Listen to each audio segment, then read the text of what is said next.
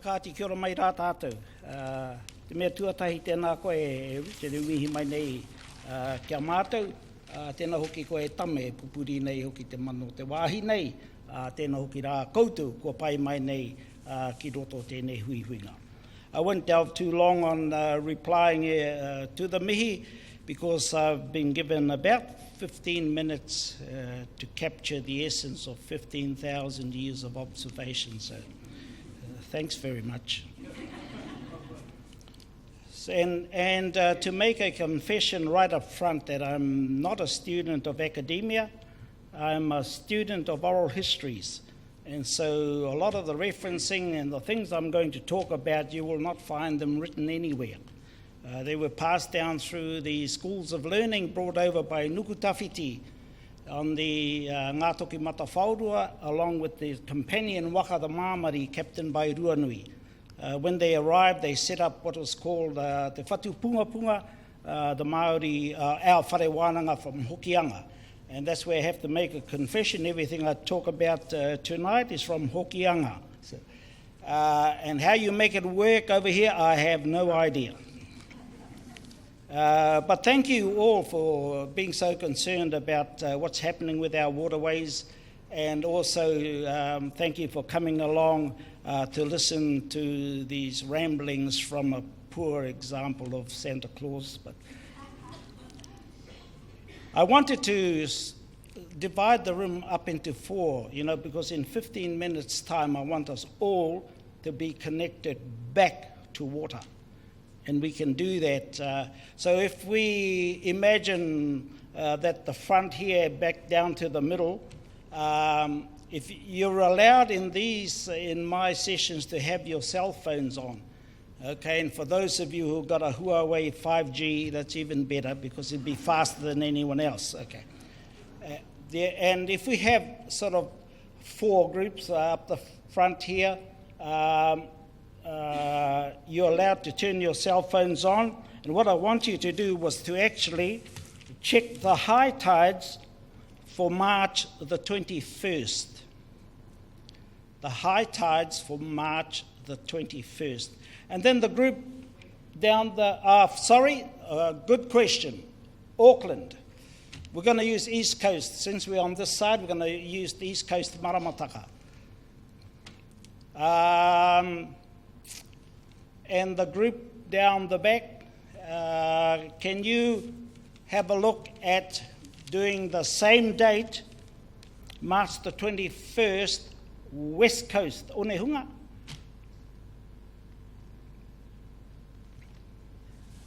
And then the group down the back, number 3, can you have a look at the tides for March the 29th? I'll explain it later on, the tides for March the 29th. And then you guys up the, also West Coast. Also West Coast. And you guys up the front here, can you also be West Coast, but have a look at the 4th of April. 4th of April. The tides, also West Coast. So there's one East Coast and 3 West Coast tides. Ka pai? And I'll explain it later on.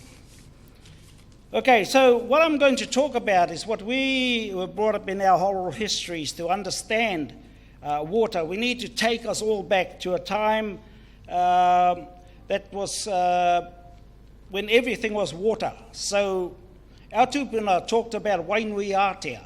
And from Wainui Ātea, there was kōrero, the he Waikato te ao. The world was water. And from Wainui Ātea came the expansive different kinds of the oceans. We had Moana Nui, the great ocean, Moana Roa, the long ocean, Moana Pōtango, the dark ocean, and Moana Hakere, the gloomy ocean. And then we get to Moana Tū ki te wao, and these were the inland lakes. And then we had Moana Tū ki te repo, and these were the wetlands and swamplands that have been drained for farming. The natural filtration of all our awa and all the rivers and that came from Moana Tū ki te repo. And in our understanding of water, that water, everything, all waters go to Tangaroa Whakamautai, or go to the ocean, to the salt water. And here's the interesting thing about our understanding of the water, is that there is a whakapapa to wai. To water, it's the Māori version of that water cycle that's been taught in schools. Okay, but listen to the difference. This is some ao Māori worldview of the water, the whakapapa to water. Right at the top between Whakatauanuku and Whakatauarangi, there are two companion waterways called Pipi and Wawai. And Pipi is the punawai, the water that bubbles up out of the ground, and Wawai is the aquifer. And they lead the whakapapa to wai. They are high up in our conversation on wai. Not today, okay? Those punawai are subverted to an afterthought. But those were the most important water sources that our tupuna understood. So Pipi and Wawai, those were the what we call punawai, that spring up out of the ground, and Wawai was the deep water aquifer.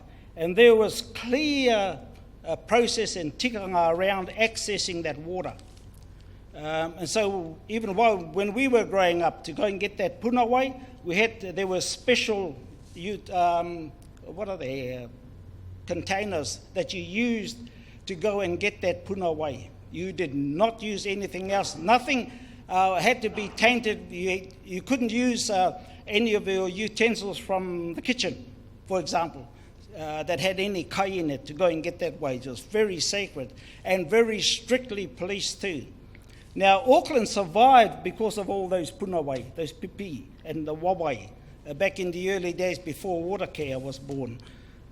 So all Aucklanders, but today, to go and find those punawai, many of them would have been destroyed in the reconstruction of Auckland into a city.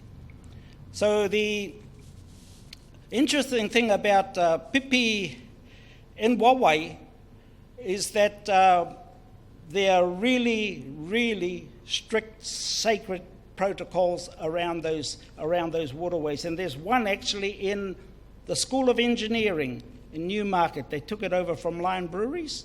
There's one down there, and I think they put a cap on it. And the pipi should never be kept. It should be flowing all the time. And that's the source of water that kept our people alive. So when the waka came in, when Tames Tupuna brought that waka in, the first thing they looked for was pipi. Pipi and Waiwa. Oh, the Lion Breweries, yeah. Later on they looked for the Lion Breweries.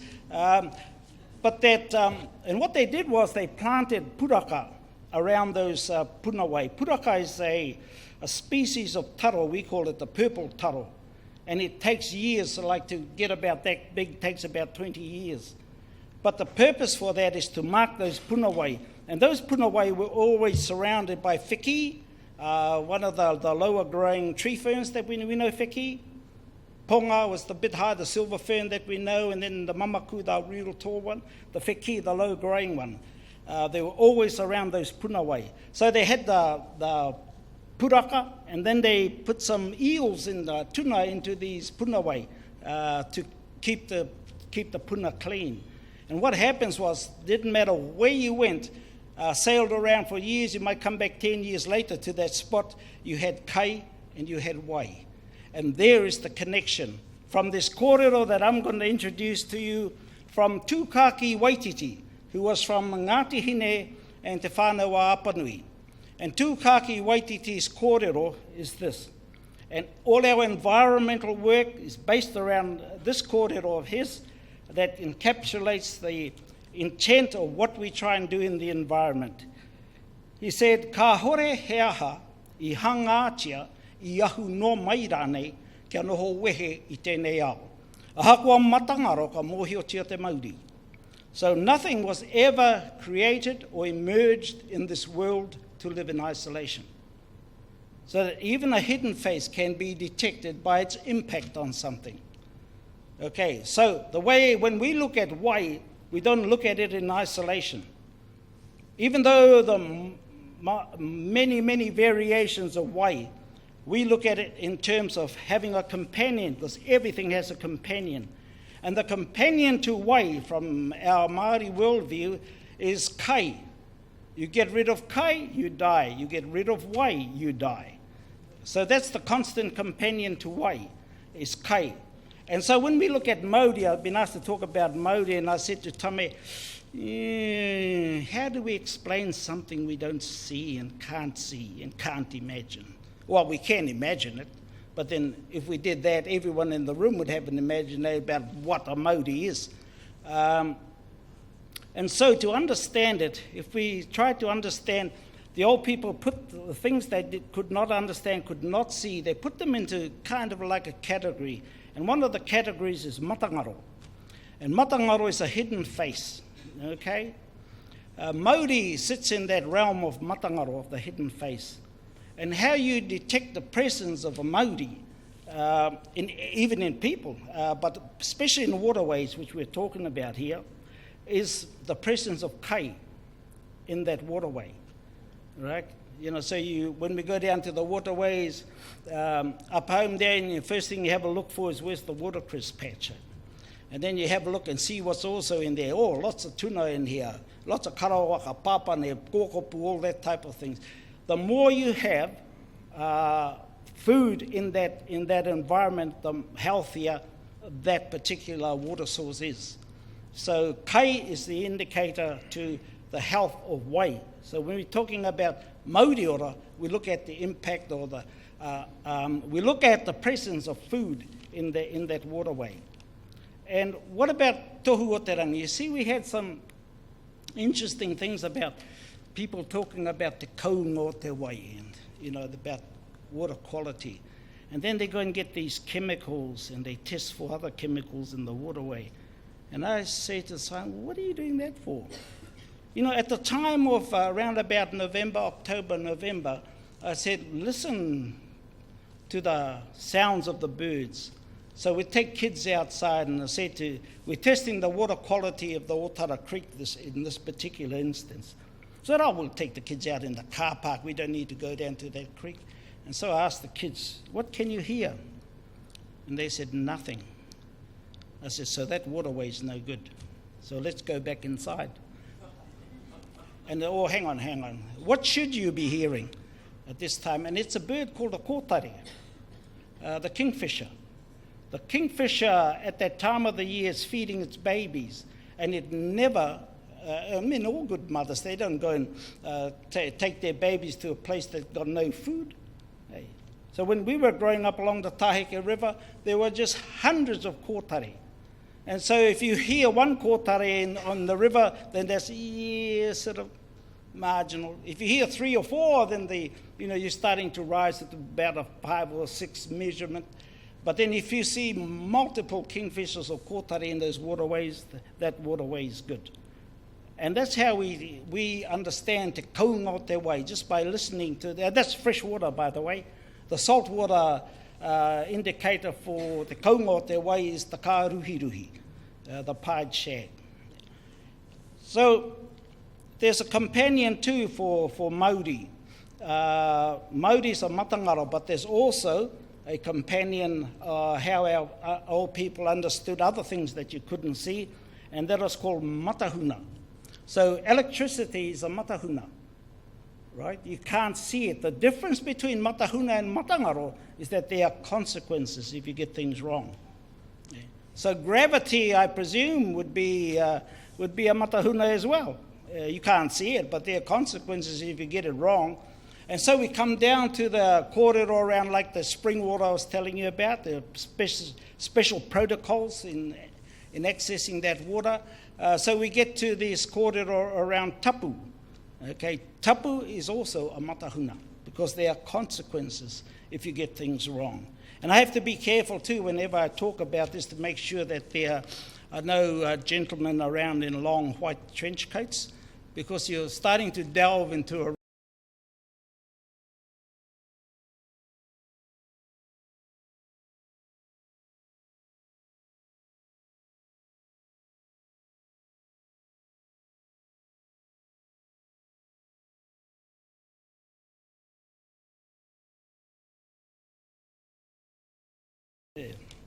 Okay, I wrote lots of word triggers down here. So what I want to talk about some of the other connections too that we understand for wai. So we only got to pipi and wawai, yeah? So we're going to go back there. That's why I have word triggers here. We got pipi, wawai. The next layer of those waters is taitua and taiaro. And those are the surface waters that you see, in our creeks and rivers and that. There's taitua and taiaro. But here's the real cute one. Hamuimui and ue papatangaroa. Those are companion waterways where you get fresh water underneath the sea. And there are people down in Ngāti Pro and also in Tauranga Moana who know where these aquifers are that bubble up through, and they actually go out onto the salt water to get fresh water. They're very guarded, those areas, but that's the access of those fresh waters that fall out of the sky, and then they come down out into Tangaroa Whakamautai, and the freshwater aquifers, that's how they find their way into Tangaroa Whakamautai, through these access ways called Hamuimui and Ue Papatangaroa. And then we head into that water cycle of evaporation, is it? That's what yeah. Anyways, things start heating up, steaming up, they go up. We get Ue Pōhewa and Tautini. And then they rise up into the sky, into clouds, and you all know the water cycle. But in the Māori version of it, you get up to Te Maruarangi, and really cute. And I hope no one takes this next name as your next Christian name that you're going to give to your baby. It's Māroro Tua Uri Uri Te Awha. And that is when those thunder clouds and all that comes back. And then we get the rain. And the rain is signified in our legends anyway, that they are tears from Ranginui after he was separated from Papa Tuanuku, the Earth Mother. And so when the rain comes down, it's sacred, very sacred, so sacred that we were not permitted to drink it. And so that rain was captured in glass bowls that had no kai in it, very tapu, they think tapu. And that water was used for christening babies or for pure. You understand pure? Cleansing rituals and things like that. So they were used also for pure, but they were used for special occasions. That's how sacred that water was. And it's not until it gets infused with the mauri. Now we're back to talking mauri again. The mauri of Papa Tuanuku and Tāne Te Waiora, that it turns into wai, and we can then use it to drink. Pretty cool, eh? So we get down to the idea that those waters then flow back into those underground aquifers, pipi and wawai. They also flow through Taitu and Taioro, through all these other waterways. And anyway, so that's briefly some of the ideas that sit behind our understanding and our connection to water, because we are water. When people say, ko waiau, you think, they're saying, who am I? Well, it's actually you're saying, I am water.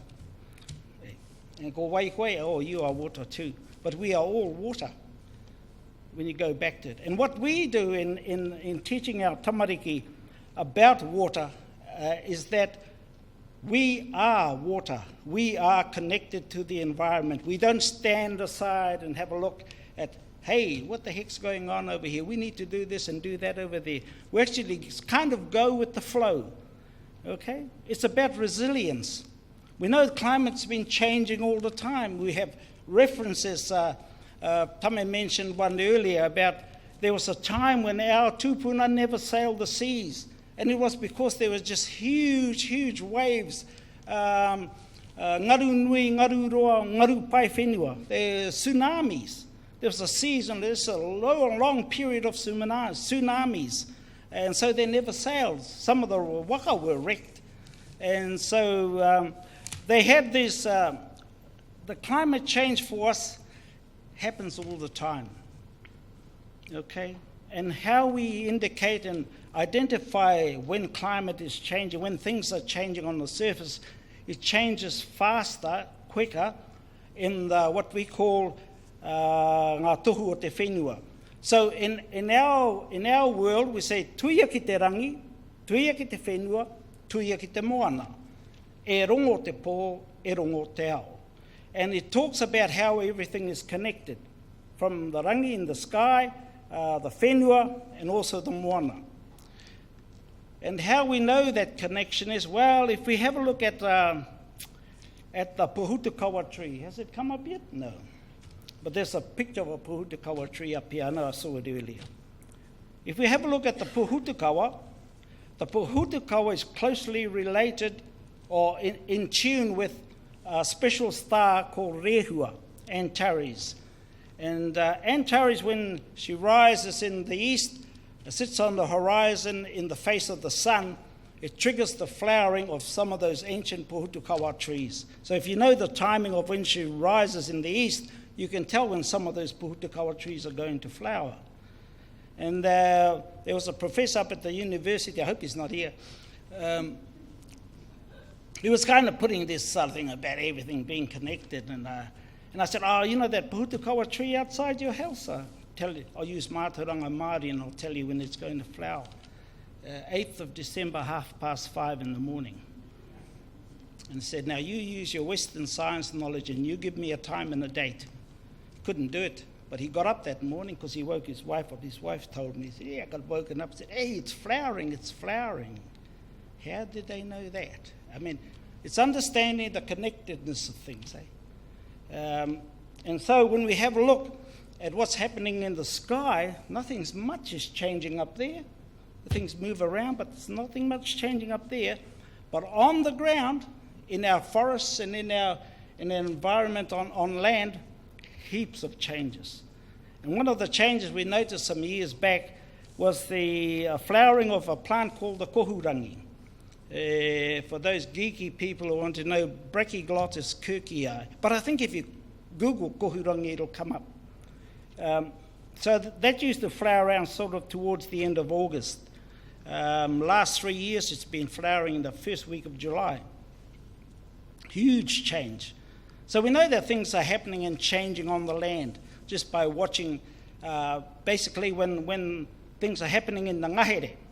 And so we can track it because we have 7 phases of summer.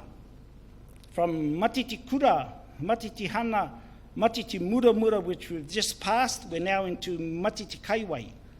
Matiti Raurehu, they say, is past as well, just came briefly and went. And then we're waiting for the Matiti Rau Tapata phase and the Matiti Rau Angina.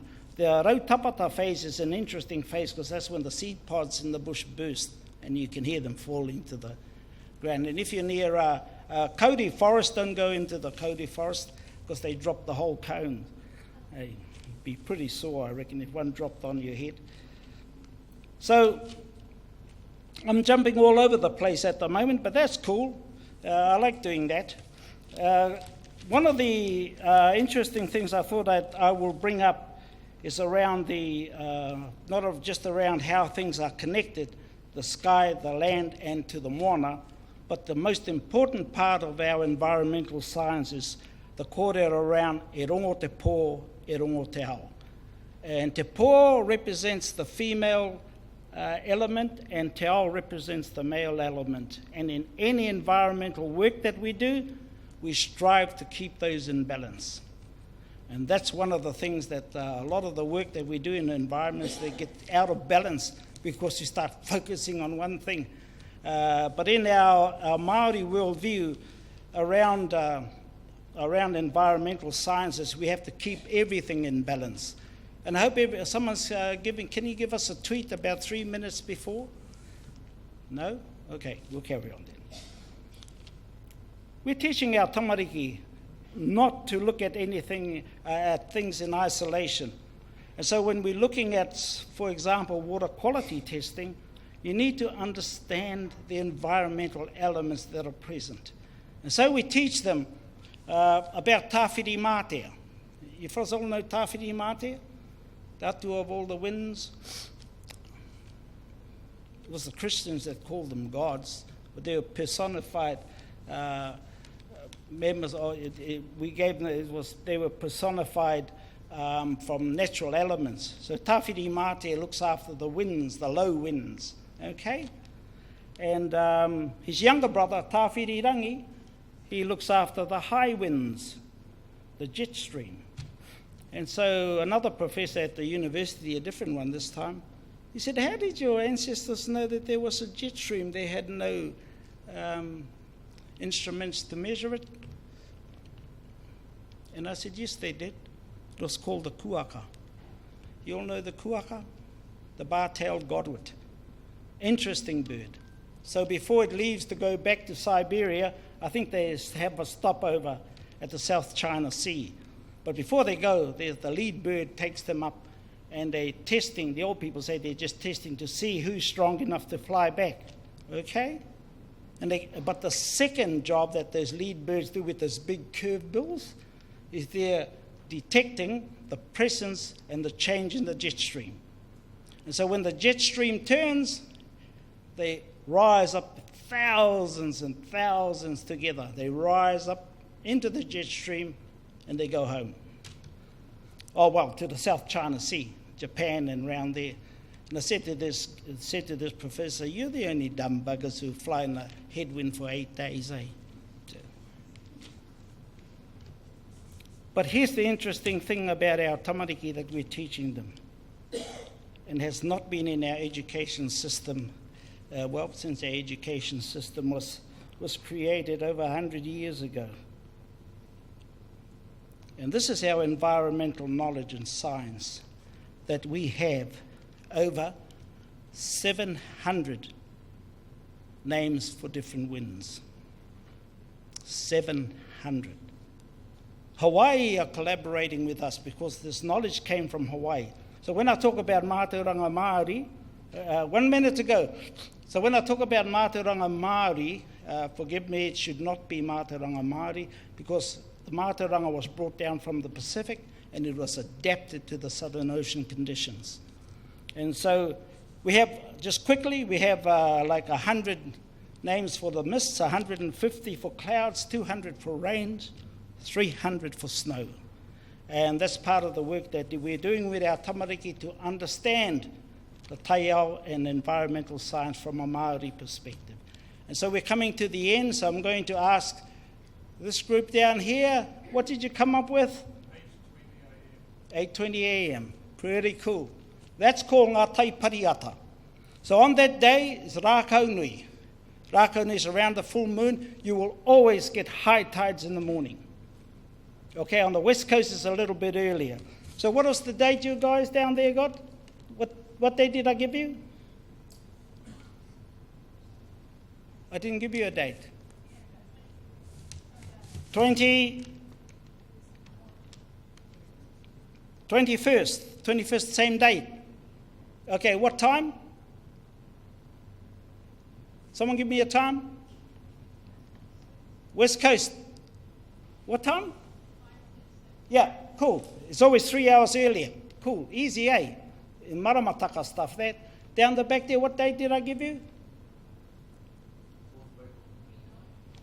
29th of March. What time did you come up with for high tide? West Coast? Sorry?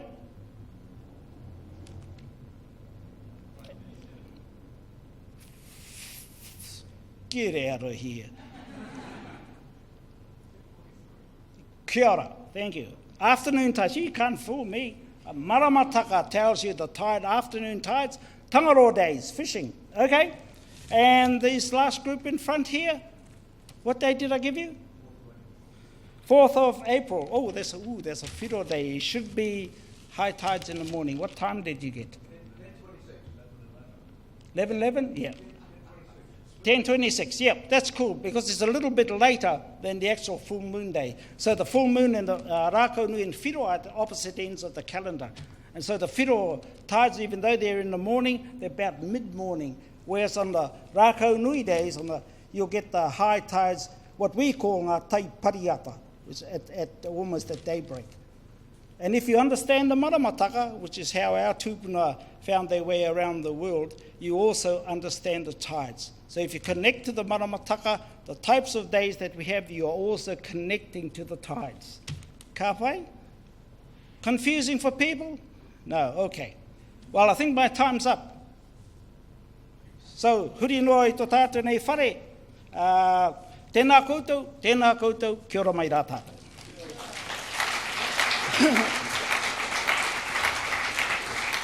Kia ora riri ata.